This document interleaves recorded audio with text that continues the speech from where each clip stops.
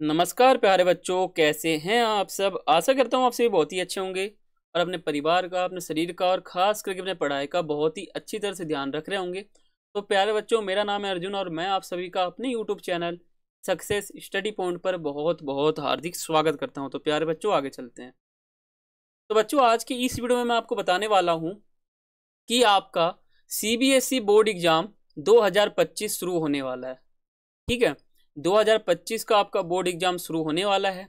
तो आपको ऐसा क्या करना चाहिए कि आपका जो बोर्ड एग्जाम 2025 है उसमें आपके 100 में से 100 नंबर आ जाएं। आप ऐसे आंसर लिखो ताकि आपके 100 में से 100 नंबर आ जाए।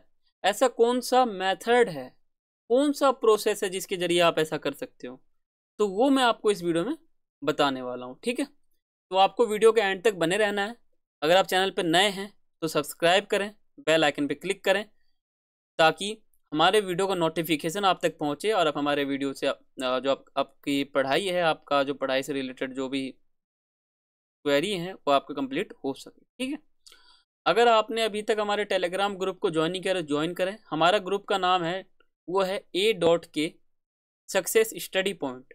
इस पे आपको PDF paper, exam paper, sample paper, format, MCQ question, chapters और जो इंपॉर्टेंट शॉर्ट और लॉन्ग क्वेश्चन होते हैं वो सभी आपको यहाँ प्रोवाइड करवाए जाते हैं। ठीक है, अगर आपका कुछ पर्सनल सवाल हो, आप मुझसे पर्सनली पूछना चाहते हो तो आप मुझे इंस्टाग्राम पे फॉलो करके पूछ सकते हो, आपकी कोई भी क्वेरी हो। ठीक है, आगे चलते हैं। देखो, अगर आपको पेपर में 100 में से 100 नंबर चाहिए तो आपको आंसर कैसे लिखना है मैं आपको बताऊंगा। अगर आप इस मेथड का प्रयोग करोगे तो आपके नंबर बहुत ही ज़्यादा आएंगे। ठीक है, 100% चांस है। ये जैसे मान लो, आप सपोज करो ये पीछे एग्जाम हॉल है पूरा, यहाँ पे एग्जाम चल रहा है, तो आपको इन सभी बच्चों में से ऐसा प्रोसेस रखना है जिससे आपको क्या है कि पेपर आपका बहुत ही अच्छा जाए। आपको आंसर सबसे अलग लिखना है और सबसे अच्छा लिखना है। ठीक है, और आपको पूरा फोकस आपके पेपर पे करना है क्योंकि उस समय आपका एक ही काम है, 3 घंटे आपको यही काम करना है कि पेपर को अच्छे से अटेम्प्ट करना है। ठीक है, तो आगे चलते हैं। देखो, मोस्ट इंपॉर्टेंट मेथड कौन सा मेथड है? पहला मेथड हमारा है प्रश्न खाली ना छोड़ें। देखो, सबसे बड़ी गलती ये होती है बच्चों की, वो आंसर शीट को क्या करते हैं ना, आंसर शीट को खाली छोड़ देते हैं, प्रश्न नहीं लिखते हैं, वो खाली छोड़ देते हैं। खाली छोड़ने से क्या होता है, आपको क्वेश्चन का जो नंबर है वो तो आपको मिलेगा ही नहीं, मार्क्स आपको मिलेगा नहीं, आप भूल जाओ। अगर आप उस क्वेश्चन को खाली नहीं छोड़ोगे बल्कि कुछ कुछ लिख दोगे तो चांस रहता है कि आपको टीचर 2 नंबर, 2.5 नंबर, 3 नंबर तक दे दें। 1 नंबर, 1.5 नंबर कुछ तो देंगे। ना लिखने से अच्छा कुछ लिख दो, कुछ तो मिलेगा, है ना। अगर आप खाली छोड़ दोगे तो कुछ नहीं मिलेगा, और कुछ लिख दोगे तो कुछ तो मिलेगा। तो क्यों ना आप कुछ लिख दो। और कुछ लिख दो का मतलब ये नहीं कि आपको कुछ भी लिख देना है, आपको उस पर्सन से रिलेटेड कुछ भी लिख देना है। ठीक है, जो उससे संबंधित हो, कुछ नंबर आपको मिल सके। ठीक है, इसलिए खाली नहीं छोड़ना है। प्रश्न का उत्तर आप चालाकी से लिखें। अगर आपको क्वेश्चन का आंसर नहीं आता है तो आप खाली मत छोड़ना, और किसी भी क्वेश्चन का आंसर आप लिख रहे हो ना तो बहुत ही अच्छी तरह से लिखिए। जैसे मान लो आपका क्वेश्चन है कि लचक का क्या अर्थ है, लचक का अर्थ और प्रकार बताइए। तो आपको लिखने का प्रॉपर तरीका पता होना चाहिए। सबसे पहले आपको लचक का अर्थ लिखना है। ठीक है, लचक का अर्थ लिखना है, ऐसे एरो डाल के इसके बाद अंडरलाइन करके और इसका पूरा परिभाषा आपको लिख देना है। फिर लचक का प्रकार आपको यहाँ लिखना है, प्रकार लिखना है और इस पे गोल, और एक यहाँ पर एरो, एक यहाँ पे एरो, और यहाँ पे इसके प्रकार आपको लिख देने हैं, सक्रिय लचक और अक्रिय लचक। और फिर जाके आपको सक्रिय लचक को एक्सप्लेन कर देना है। यानी समझ रहे हो, आपको ऐसे लिखना है ताकि उसमें माइंड मैपिंग दिखे, उसमें एक एक चीज टीचर को देखकर ही समझ में आ जाए, बिल्कुल अच्छा लगे समझने में। तो आपको प्रश्न का उत्तर ऐसे लिखना है कि बिल्कुल सभी बच्चों से अलग हो, चालाकी से लिखना है।